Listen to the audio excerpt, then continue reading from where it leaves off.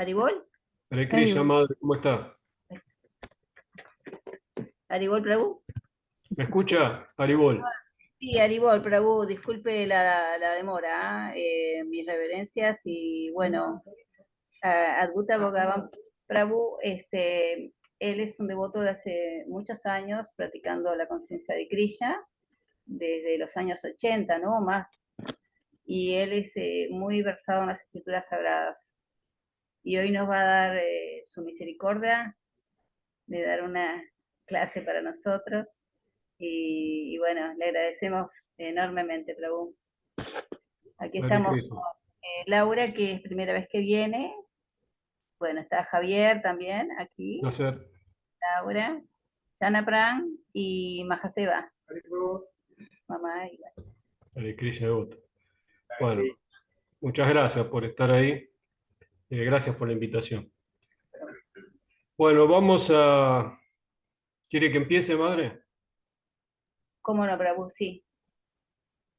Bueno, yo tengo la intención de dar un poco de continuidad a lo que habíamos hablado en el encuentro pasado, ¿no? Eh, Porque bueno, porque siempre van quedando elementos que son lindos de analizar. Voy a tratar de que no sea muy técnico, porque el tema es técnico, pero voy a tratar de hacer algo así como explicar física sin fórmulas o matemáticas sin números, ¿no? Que tenga la menor cantidad de referencias y en lo posible, ¿no? Pero hablar de este tema que se discute poco. La clase pasada estuvimos hablando de qué pasa con el Adiatman.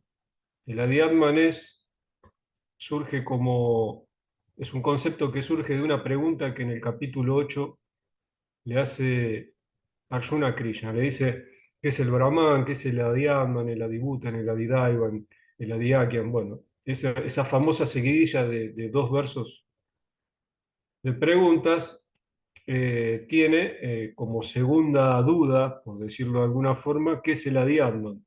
De eso hablamos prácticamente todo el encuentro pasado.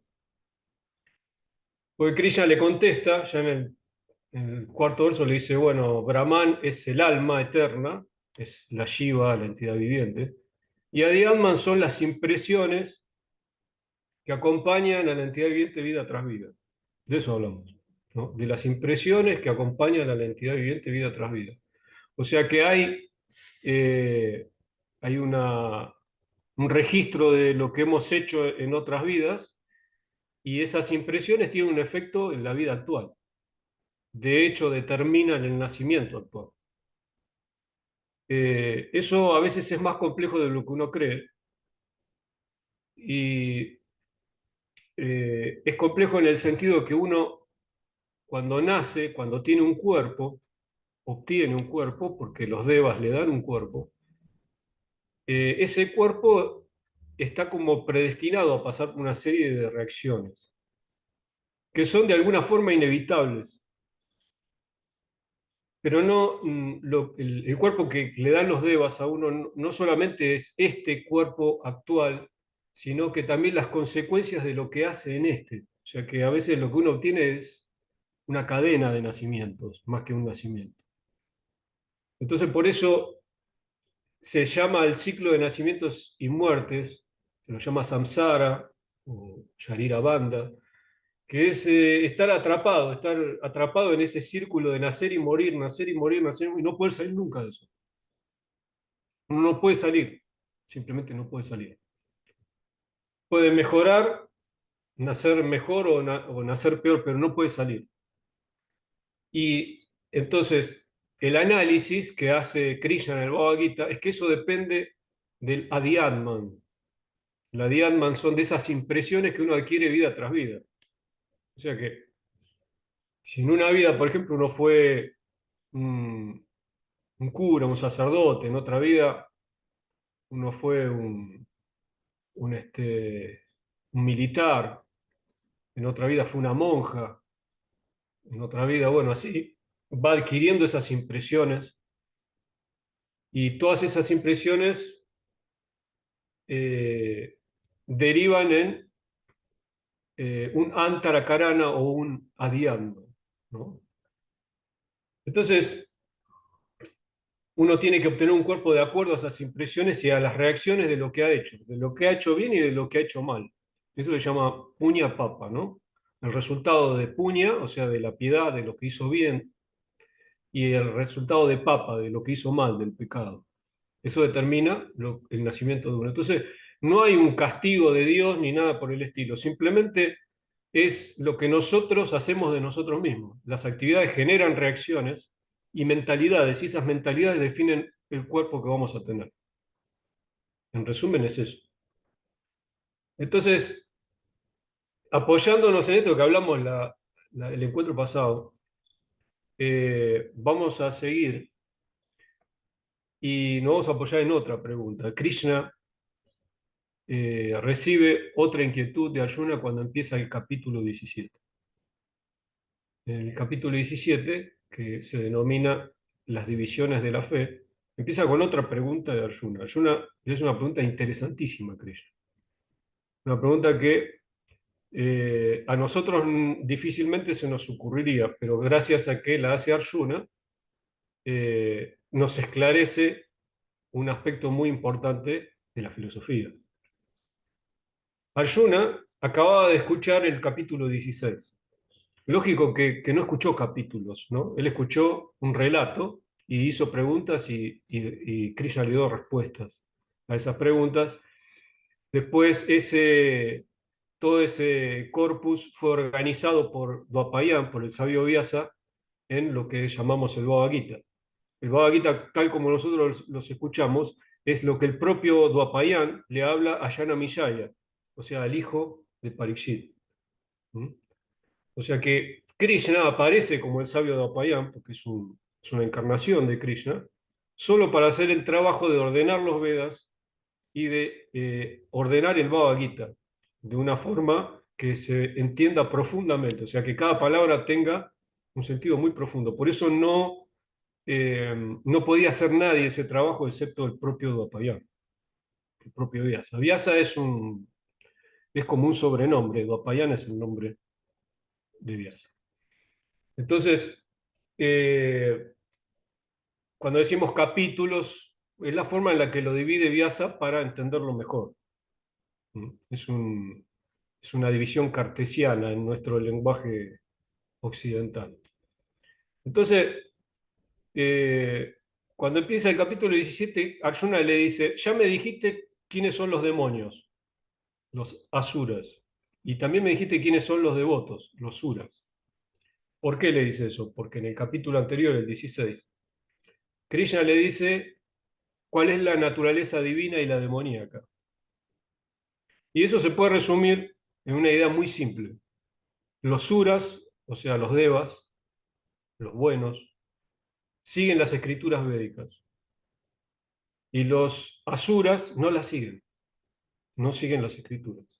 Suras y asuras. Unos las siguen y otros no las siguen.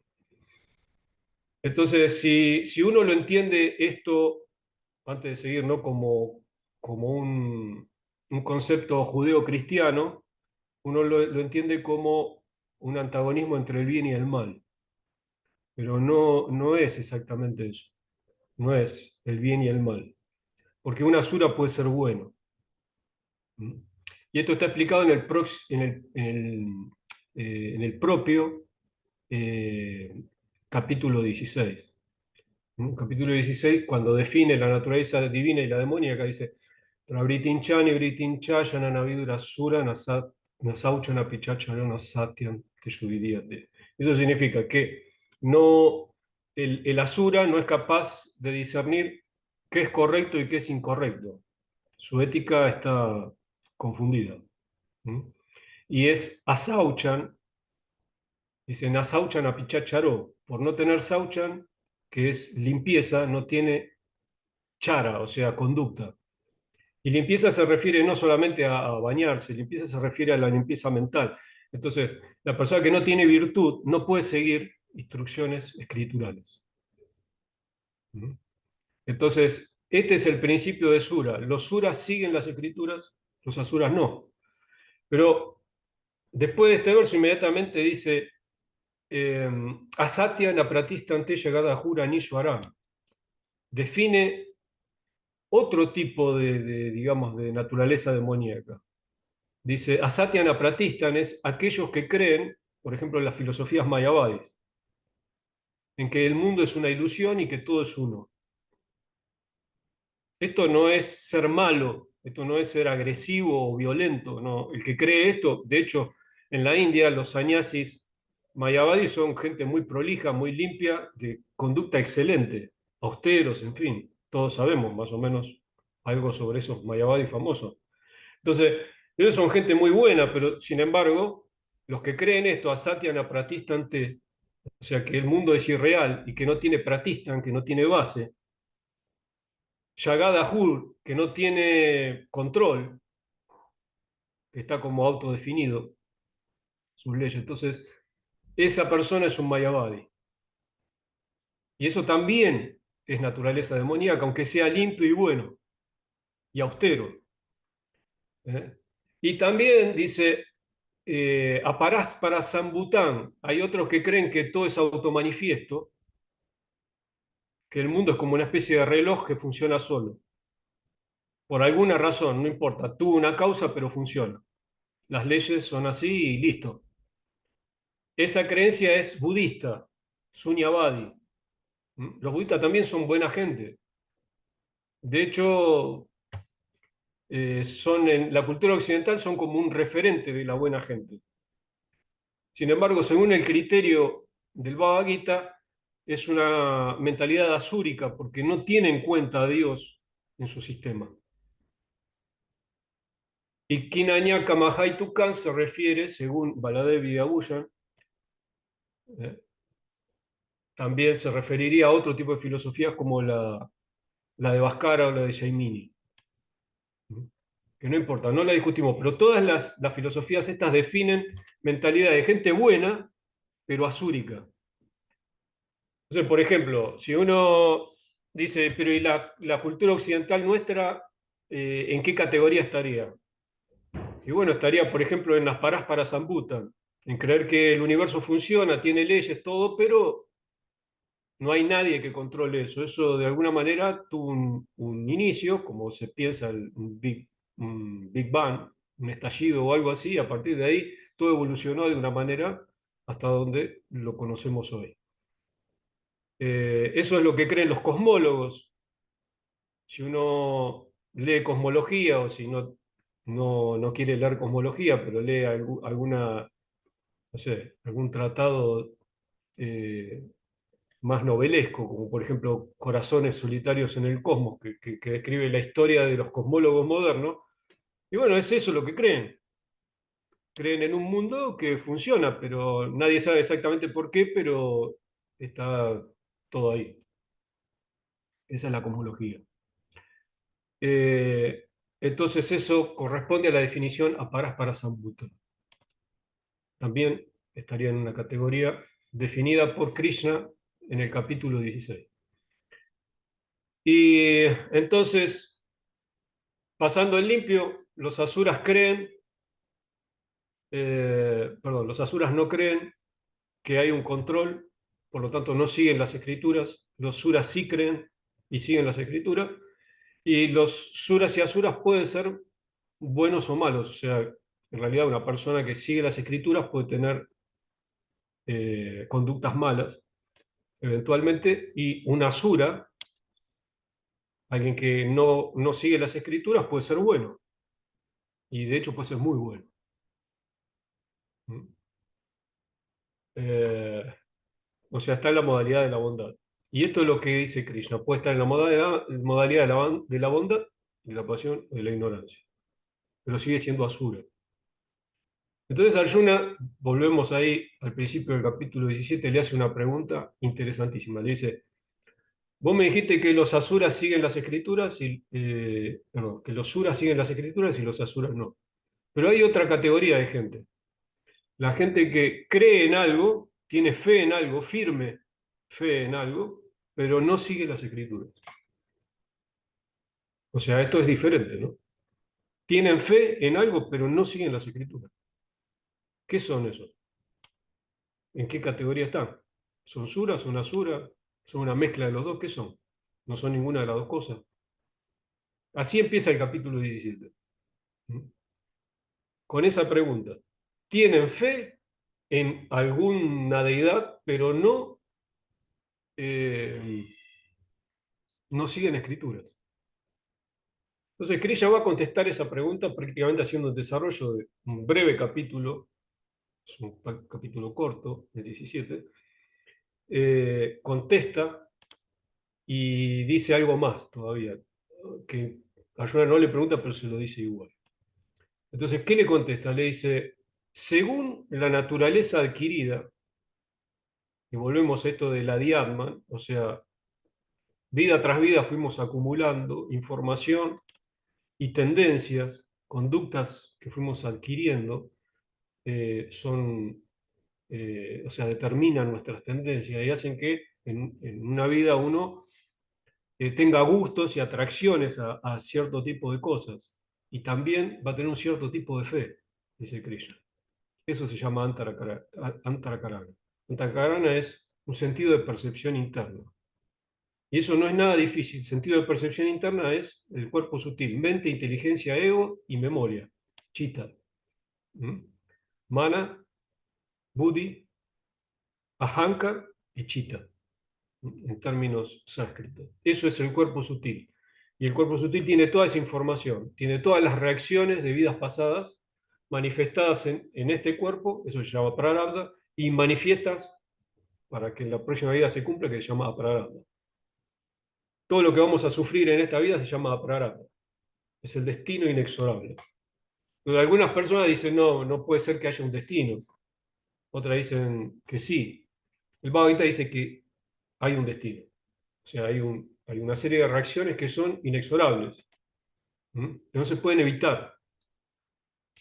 Eh, ¿Hay alguna forma de corregir eso? Ya vamos a ver que sí, pero en principio uno recibe un cuerpo y no puede evitar eso.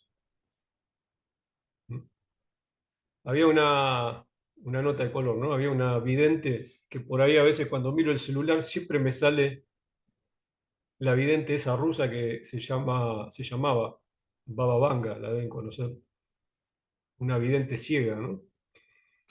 Que murió ahí al final de los años 90 del siglo pasado. Y siempre dicen que qué dijo Baba Vanga para el 2022, qué dijo Baba Vanga para el 2023, y todo mentira, porque nunca dijo eso, simplemente que algunos místicos de baja categoría eh, hablan o ponen en la boca de Baba Vanga cosas que supuestamente dijo. Ella sí realmente veía, era muy evidente, y para el sistema, eh, digamos, comunista ruso hizo muchas predicciones. La primera fue la muerte de Lenin, ¿no? Y, y ella solía decir que el destino no se puede cambiar. Lo que yo les estoy diciendo es algo que no se puede cambiar, porque yo tengo experiencia, decía que eso es algo, es un hecho, no se cambia. Bueno, esta vidente, si bien no era analfabeta prácticamente, tenía esa percepción de lo que es el destino, ¿no? Es algo que no es modificable, porque ella veía esos eventos, esos acontecimientos, y si lo veía quiere decir que estaban ahí. Bueno, entonces esta es la categoría de personas que creen el destino. Bueno, el Bhagavad Gita reafirma eso, dice Krishna, la opinión de Krishna, la opinión de Dios, es que eso es así, el destino está. Y es por eso que es tan difícil salir de este mundo, porque estamos atados a esa rueda de nacimientos y muertes que involucra el destino. Entonces, la espiritualidad o la práctica de la vida espiritual es tratar de destruir eso, tratar de salir de eso, porque si uno no puede salir, sigue naciendo y muriendo y esto no se puede parar. Entonces, Krishna le dice, de acuerdo a la naturaleza adquirida, ese Adi-Atman, la persona va a nacer, si está en la modalidad de la bondad, va a nacer con la tendencia a adorar, por ejemplo, a los devas.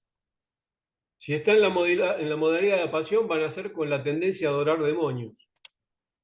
Y si está en la modalidad de la ignorancia, a adorar fantasmas, pretas, pisachas, butas. ¿Mm? Entonces, Baladev Vidaguyan dice, puede ser que si está en la bondad, adora a Vasus, como por ejemplo al sol, a la luna, cuando se dice que adora al sol, a la luna, a la deidad regente del sol, a la deidad regente de la luna, o alguna deidad regente del cielo. ¿Mm? Puede ser que la adore. Dice, esa persona va a nacer en esos mundos. Ojo, de nuevo, esta persona no sigue las escrituras. Tiene fe, pero no sigue las escrituras. Tiene fe en una deidad, tiene mucha fe, pero no sigue las escrituras. Bueno, esa persona, dice Baladet, desarrolla la naturaleza de lo que adora. Entonces alcanza ese lugar. Ahora uno puede decir, entonces no hay que seguir las escrituras. Yo tengo fe en una deidad. Primero que tener fe en alguna de esas deidades no es tan fácil. Puede ser, algunos tienen, pero algunas personas pasan toda su vida, no tienen fe en nada, incluso siendo muy instruidas. Pues la fe, la verdad, no depende de eso, es independiente. Entonces, como es un antarakarana, es algo que uno adquirió en otra vida, por ahí la tiene, por ahí no la tiene. Y desarrollarla puede ser que un evento de la vida haga que desarrolle fe, pero también puede hacer que la pierda, ¿no? En realidad, la fe en alguna de esas deidades no es tan común como pudiera parecer. ¿Mm? Pero en nuestras culturas existe esa fe. Por ejemplo, si uno adora a los devas como esos elementos de la naturaleza, está en la bondad. Si uno adora a Rakshayas, como por ejemplo Nirriti, que es un asura que controla una dirección de nuestro mundo, bueno, nace en los mundos de los Rakshayas. Si uno adora a los Bhutas y Pretas, que son personas religiosas caídas, especialmente brahmanas, sacerdotes que caen, nacen como butas y pretas, nace después, por adorar a esa gente, nace en esos lugares. Pero luego ahorita dice cha significa también. ¿También qué? Y que también otros tipos de adoradores. Los acharyas Vaishnavas dicen que esos otros pueden ser, por ejemplo, madres. ¿Qué son las madres? Las madres son las Shaktis, o sea, las vírgenes. Por ejemplo, en España, en Portugal, hay muchas apariciones de la Virgen. La gente no sigue escrituras, pero adora a la Virgen, tiene mucha fe en ella. En Latinoamérica también pasa. Acá en Brasil, Nuestra Señora Aparecida como un referente, ¿no? De hecho, hay una expresión, Nossa Señora, dicen ellos, ¿no? Como Nuestra Señora, como con asombro. ¿Por qué? Porque es como es muy conocida y mucha gente tiene fe en la Virgen, que se manifestó, apareció de una manera y peregrinan por esos lugares, donde está esa Nuestra Señora, está en San Pablo, y tienen fe, pero bueno, no practican nada. Mi mamá, por ejemplo, tenía fe en la Virgen de Luján, perdón, en la Virgen Milagrosa. Y bueno, tenía mucha fe y ella realmente no era una practicante evangelista o del Evangelio, pero tenía mucha fe en la Virgen Milagrosa. Y yo recuerdo de chico que me llevaba mucho, por eso me salió Virgen de Luján, me llevaba mucho a ver a la Virgen de Luján, porque en Argentina la Virgen de Luján es también una referente. Entonces esas vírgenes son llamadas de Shaktis y son típicos casos de personas que adoran con fe a una deidad, pero no siguen escrituras, o siguen poco, no le dan gran importancia a lo que, por ejemplo, Jesús dice en el Evangelio o lo que dice en el Antiguo Testamento, en el caso del judeo-cristianismo. Simplemente se atraen a esa deidad y tienen mucha fe y le piden y tienen un intercambio y de hecho la deidad le otorga. Y Krishna dice, incluso en el Bhagavad Gita, que él fortalece la fe de esas personas, porque, bueno, mal que mal es positivo, ¿no? O sea, entrenada y fe es mejor al tener fe. Y en realidad no solo no es malo, sino que es muy bueno, para ser sincero, porque los acharyas concluyen es que esas personas que tienen una fe básica, después terminan atrayéndose también a los Vedas, especialmente los que están en la bondad. Es más fácil, para ellos es casi natural incorporarse en el sistema védico, que es mucho más complejo, pero que es accesible, entendible por esas personas que tienen fe en una deidad y que practican algo. Para ellos es más natural. Entonces, el Antarakarana, o el sentido de percepción interna, o el Adi Atman que discutimos, también le llamamos, la clase pasada le llamamos Swabhava, el Swabhava, porque así lo llaman los acharyas, ¿no? Ese Swabhava determina la fe que uno va a tener. Y por ahí la persona practica, pero no practica siguiendo ninguna escritura, solamente practica, como dijimos, adorando a la Virgen, a la Pachamama, algo así, ¿no? Entonces, esa fe me hace nacer en el lugar donde viven esas deidades, pero bueno, en cualquier forma. Por ejemplo, Gajendra Mokshan, Gajendra, protagonista del Bhavatan, es un Ganapati, es un elefante. Él nació en los planetas celestiales, es un rey caído, es el rey Indradyumna, que cae por una maldición, nace en los planetas celestiales como un elefante. Cuando uno estudia el Vedanta dice, Vyasa dice, en el Vedanta, que cuando uno hace sacrificio se vuelve el alimento de los dioses. Entonces uno puede interpretar eso como que los dioses nos van a comer. Pero Baladev Vidaguya dice que no ese es el significado. El significado es que uno va a nacer en los planetas de los devas y va a ser un sirviente de ellos. O sea que el que nace por hacer sacrificio en los planetas de los devas no es que nace como un Indra o algo así, un ser superpoderoso. Esos son líderes entre los devas que hicieron muchísimas actividades piadosas. Por eso están en esa posición. Miles de vidas haciendo sacrificios, por eso están en esa posición. Por ejemplo, para nacer como Indra se necesitan 100 Asvamedas, 100 sacrificios especiales. Y esos sacrificios hay que tener mucho poder para poder hacerlos. No se hacen más, se hacían en otras eras. Pero un Asvameda lo hace solamente alguien que, según nuestros parámetros, sería un multimillonario. Porque hay que tener mucho poder, digamos, económico o adquisitivo para hacer un yaquia de esos. Entonces lo hacían solo los reyes, pero los reyes poderosos, ¿no? Como Mandata, Pritu, etcétera, etcétera, que se mencionan en las escrituras. Entonces, eso sí nacen como líderes de los devas después de mucho tiempo, pero si alguien hace sacrificios dentro del sistema védico, nace entre los devas como un sirviente de los devas. Lógico que, bueno, ahí hay un estándar de vida muy elevado, incluso siendo sirvientes está muy bien. Pero lo que quiero decir que ir a los planetas superiores no es que uno va a ir como un líder, puede ir como animal, como planta, como siervo, ¿no? Entonces, la fe de estas personas que no siguen las escrituras, pero que se concentra en una fuerza de la naturaleza, hace que en el caso de que esté la bondad, vayan al planeta de ellos. En el caso de la pasión, si adoran un Rakshaya, por ejemplo, nacen entre los Rakshayas.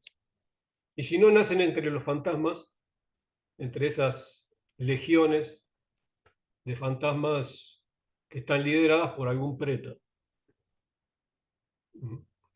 Bueno, ese es el destino de acuerdo al Antarakarana.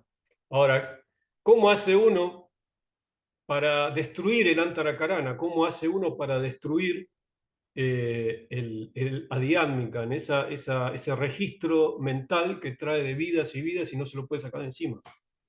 Bueno, justamente los acharyas dicen que cuando la persona adopta las escrituras, o sea, empieza a estudiar las escrituras de manera técnica, se libera de esas concepciones falsas y se empieza a purificar. El Bhagavad Gita lo dice en forma textual, dice, Gyanani Dadga Karmananta Nahu Pandita Buda, que un pandita, o sea, un gran sabio, es una persona que quema el karma con el fuego del conocimiento. O sea, que el conocimiento del alma y de la superalma hace que se destruya todas esas tendencias que están más o menos equivocadas en nosotros, ¿no? Concentradas o en el nihilismo, o en el ateísmo general, o en la fe en una deidad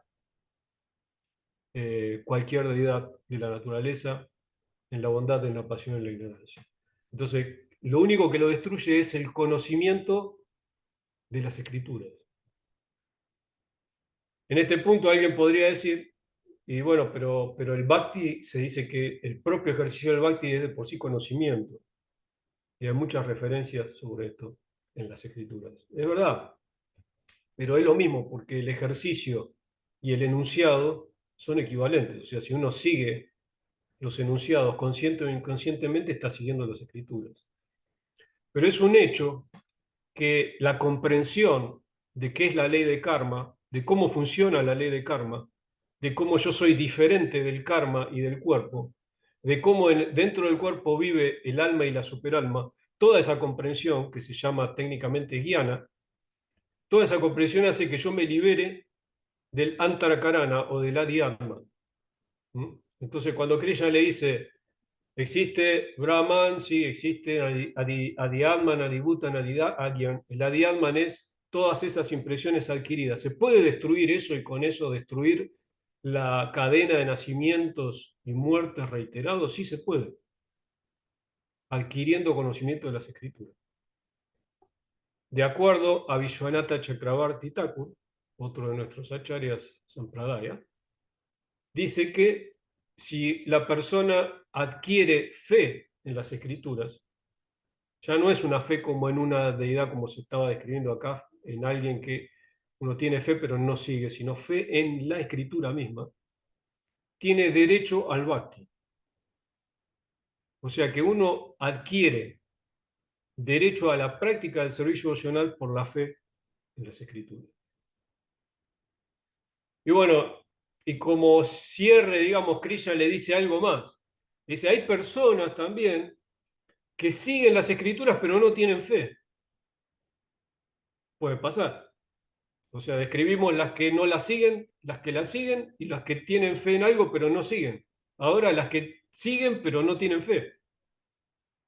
Puede pasar. Entonces, en el final del capítulo 17, para los que leyeron el Bhagavad Gita, se acuerdan que dice que todos los sacrificios, todos,